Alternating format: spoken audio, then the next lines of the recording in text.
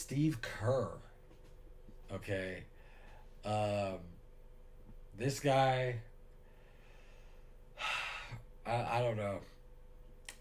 You know, all the respect for Steve Kerr because,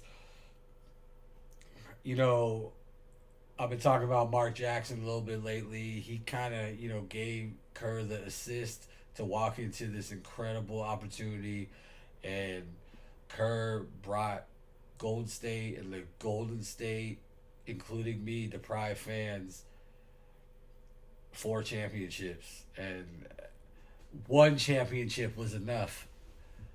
but as the years have gone by, and obviously, the core is still there, kinda. So I guess you still gotta like consider it dynasty or whatever. But the formulation of the team we have now, I feel like Kerr is kind of, he just wants his old players that he can rely on, and everybody else, it's kind of like, who cares? Like, or I don't think I can fit you in, or like the whole Jonathan Kaminga clusterfuck. Now the Kevon Looney like loss of trust allegedly. And just Kerr has always been a guy that says, I trust in my veterans, young players. I don't really fucking play, which I can get that to an extent.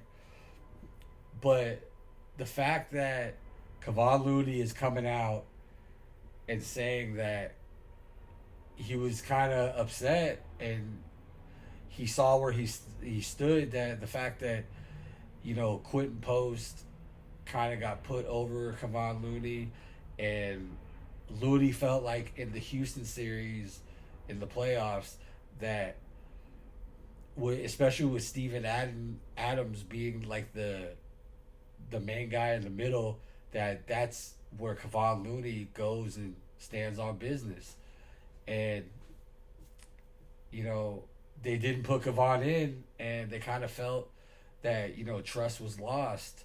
And well, I don't want to say they. Kevon is coming out and saying that he felt like the trust was lost because that's his spot where he's supposed to go in, but they just really put in Post or Guy Santos, and or put Draymond at the five. So Kevon Looney lost trust in Kerr. That's why he is now a New Orleans Pelican. And um, the whole Kaminga situation. Kaminga is like, I don't want to call him a rare talent, but he's that guy that you could see that he has great fucking upside. And it's like Kerr doesn't know where to fit him in. And I think Kerr might be mishandling the situation a little bit. Um, and also, it's a victim of circumstance because, Jonathan Kaminga is on a team with Steph motherfucking Curry. And if Steph wasn't on the team, you'd probably be the top priority. Let's just fucking throw you in 40, 45 minutes. Like, go ahead, fucking find yourself out there. But he doesn't have time to do that.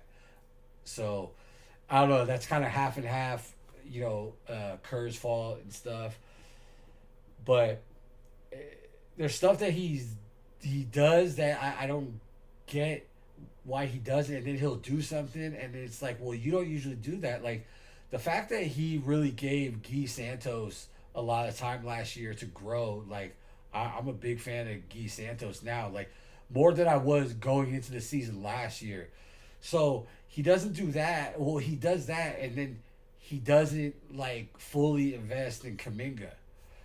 And then the Warriors got Jimmy Butler, and then he completely forgot about Kaminga to where Kaminga has his guys, his trainers, basically helping him out on the floor after the deciding Clippers game at the end of the year, just to keep up and save face and get his work in because he's not even getting playing time. So that's crazy. And then like in the Houston series, you know, you're putting Kaminga in and he's getting productive minutes, and then once Curry went down in the Minnesota series, you're seeing Kaminga knows that he's like the only like catalyst on the team basically right then, that he's actually feeling a little free and playing pretty good.